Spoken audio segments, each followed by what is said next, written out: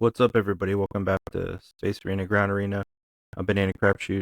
It's been a while since we did a deck tech or a video other than the podcast, and those haven't been super frequent either. I got a bunch of videos I've been wanting to do. I just haven't had the time to sit down and do them. So here's the first one. It's going to be a new deck tech. It's going to be Han Solo Worth the Risk or Han2 with Energy Conversion Lab. So let's get that up here. All right, so the things we're going to go over: the leader, the core of the deck, the flare, how we tech it out, what do we want to do, what are we looking for with the mulligan, what do we do with the mess, the sideboard, and some possible adjustments. So here's the deck: snap and neck and cash and checks.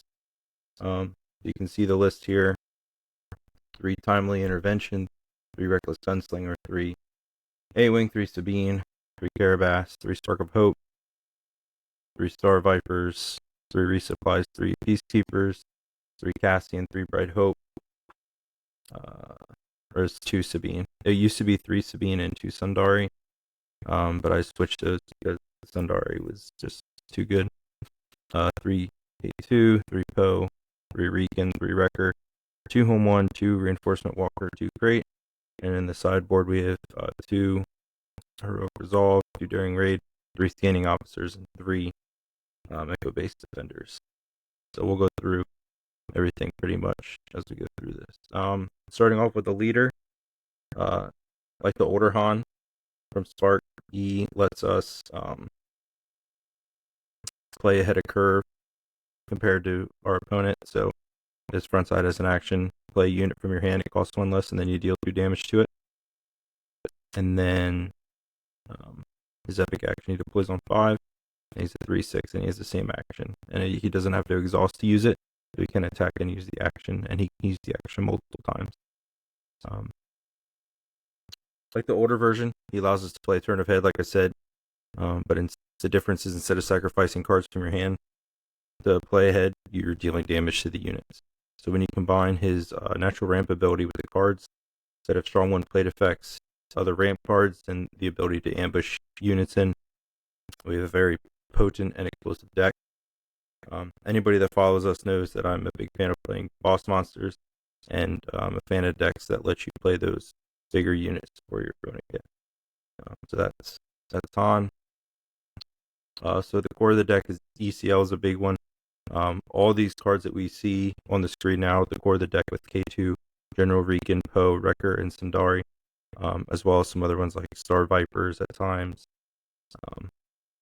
can all be ECL'd in to give all these units ambush. So all those are very powerful on their own and in different scenarios. So being able to ambush any of these units in at any time is a very powerful play. So Sundari is a nice opener. I like having it turn 1 because it can usually survive an attack as well as deal damage. So he's a pretty sticky turn 1 play. The restore is very nice with the Sundari Peacekeeper. K2 is another unit. He's great with ambush. He's flexible because we can take cards from the hand, or we can, deal damage to base. This cleans up a lot of things to overwhelm. A lot of great things about K2. He's been a meta staple pretty much in Red Hero deck since the game came out. Decent stats, good abilities. He's a great fit in any Red Hero deck. Poe is another good card. Great for ambush, and his card text, his ability to discard cards from our hand to remove upgrades or rip cards from our opponent's hand or deal 2 damage to another unit or a base, is very flexible. Lets us deal with a lot of issues. We can remove pesky upgrades. We can nuke our opponent's hand. We can get a lot of reach. You ECL a Poe, and you can hit for 8, so you can take out a Vader. You can swing up pretty hard and take out a lot of units with Poe. So he's really, really flexible and really good. Wrecker's another aggressive unit, great to give ambush. He can wreck people's dreams. A word of caution with Wrecker, though, when we're using our Han ability, if you're playing Wrecker out early, like on 5, because he's a 6+ unit, I'm going to make sure you deploy Han first, because if you have Han undeployed and you Wrecker, like use his ability to play Wrecker, you just destroyed your 5th resource. So now you can no longer deploy Han. So make sure you're sequencing properly with Wrecker, because him destroying a resource for his when played, you do have to think about and make sure you're taking the right lines with him. I usually really like Wrecker when I'm like a resource or two ahead of my opponent, if I've been able to resupply or Spark of Hope, because then I don't feel as bad going -1. But if I'm really pushing damage and playing aggressive, I don't really care about destroying the resource with a Wrecker, because he's usually going to win the game. And then General Riken is another really good unit. Could be the MVP of the whole deck. He's a really awesome ambush target because his ability to give something Sentinel and then give an experience to a Sentinel unit. So if you ambush him in, you can hit him with the Wind Blade to give himself Sentinel, and then you can attack with him and target himself again. And now, since he is Sentinel, you can give him an experience. So you can buff him and give him Sentinel, and he's super problematic for a lot of decks that are looking to push damage, which is every deck. So he's a big problem. Yeah.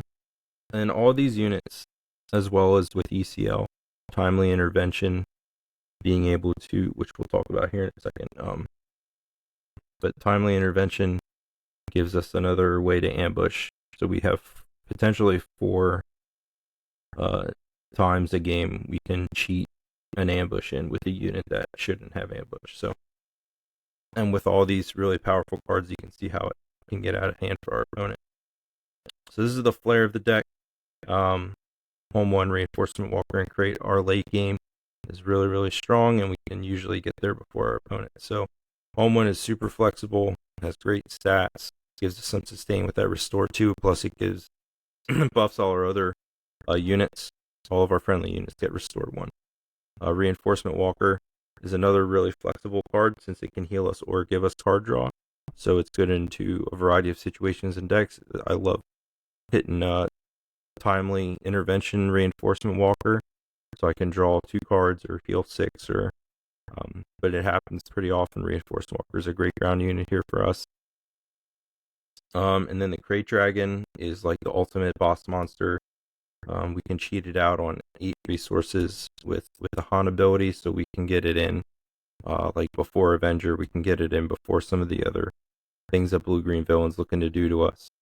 And then once you get him down, he's such a problem to deal with, because we're pushing damage all game with our aggressive units and our big units and stuff, and our ambushing and overwhelm. And then we get to Crate before our opponent can get to their end game. And now, when they're trying to get to their end game, or once they get to it and they start playing their big stuff, we're just ending the game off of Crate effect. So Crate's the ultimate boss monster in the game, I think, and having him in here is a really problem for a lot of decks to deal with. So how we're taking it out: timely intervention, Carabas, Spark of Hope, Cassian, and Reckless Gunslinger. So timely intervention is really great. Being able, obviously, with ECL, giving units ambush that don't inherently have ambush has been proven to be a really strong effect. And timely intervention lets us do that 3 more times a game. And we can smuggle it. Ideally, you're playing it from hand because it is cheaper. It's a lot easier to timely a Reinforcement Walker on 9 than it is to timely a Reinforcement Walker on 10. So I usually, if I get more than 1 in my hand, I'll usually put 1 in the row, but I try to hang on to 1 in my hand, because that 1 cost makes a big difference. Carabas is pretty solid here, since we're already damaging our units when we're playing them with the Han ability, and then with stuff like Riken, that's going to take damage when it has Sentinel, or Bright Hope's going to take damage when it has Sentinel. Being able to hit a bunch of different units with Carabas for at minimum 3, but the upside is way higher. Carabas is pretty solid here. Spark of Hope is kind of a combo piece with Reckless Gunslinger. I'm going to talk about them together. But Spark of Hope is another ramp card, so between Spark of Hope and Resupply, we can really ramp aggressively. But Spark of Hope comboed with Reckless Gunslinger, so if you Han ability Reckless Gunslinger, it'll kill the Reckless Gunslinger. And then, since you use the Han ability to reduce the cost, you can play Spark of Hope and then pull the Reckless Gunslinger to your resource row. So you have a body you can smuggle later, and you've gone up on resources turn 1. It's really strong. It's a really strong turn 1 play. The Reckless Han Reckless Gunslinger and the Spark of Hope is like a super strong turn 1 play. So puts us really far ahead really early, because then we can play Poe turn 2, because then you're on 3 resources. Next turn you're going to go to 4, and you can Han ability, and you can bring Poe in turn 2. So the Reckless plus Spark play is really strong. And then Cassian is really solid on 5 resources. It's really, he gives us reach from our resource row. I really only ever play him as a smuggle in, because coming in ready and dealing 3 damage out of nowhere is really strong. He's kind of a reach card for us, but he's pretty solid. I like Cassian a lot. In the mulligan, ideally you're looking to get Spark and Reckless Gunslinger, or Sundari is another one I like as a turn 1 play. That's really solid. I like to see Cassian, Timely, and one of our late game cards, so I know like we're building to something really strong. But any ramp card and something to play turn 1, ideally, is what you're looking for. But the ideal start is Spark of Hope and Reckless Gunslinger, so you can ramp early and get super ahead super fast. So how you play the deck? You want to use the Han action to play on a higher curve than your opponent. We're looking to outvalue them by keeping our foot on the gas, ramp early. We want to play better, more quality units faster than our opponent. And with units like K2, Poe, Wrecker, Reek, Home on Walker, and the Great Dragon, we can do that pretty successfully. So talking about the sideboard, 2 copies of Daring Raid gives us some reach. It's really good in the mirror against other Han decks that are damaging units. We can finish a bunch of those off. Heroic Resolve gives us more reach and buff, and the ability to discard it and hit for +4 and Overwhelm. Can be really impactful in some matchups. The Scanning Officer is a nice utility piece that can shut down like the DJ Tech combo if you're playing into that.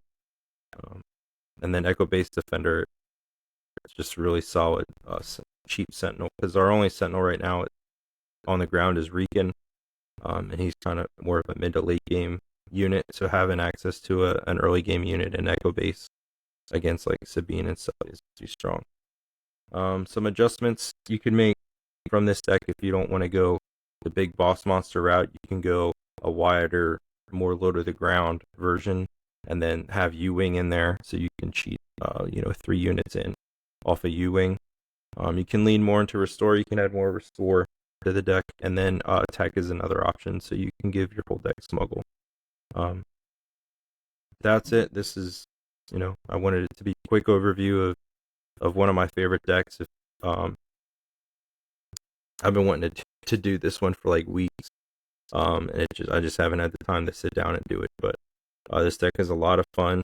It can be very fast and very aggressive, and then it can hang in late game because we can get there fast, and we have a lot of really good quality units. So go out there, snap some necks, and cash some checks with Han2 ECL, and we'll see you in the arena.